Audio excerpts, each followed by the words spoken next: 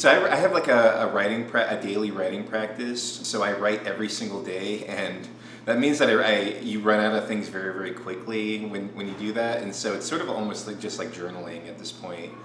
So on one hand, I write just about literally everything, including extremely boring things, and none of those poems ever see the light of day usually. But I'll write about like hearing the air conditioner or the fact that I had cleaned earlier in the day or whatever. But on the other hand, in terms of like stuff that will end up being something, probably it's whatever I'm reading usually is a big influence.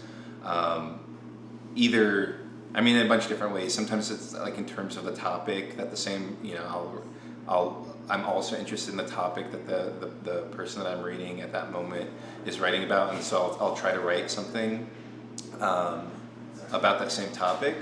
Or other times it's sort of like the style or something. I'll try to like emulate it or be inspired by it. So yeah, it's a lot of a combination of my actual life and the books that I'm reading at that time.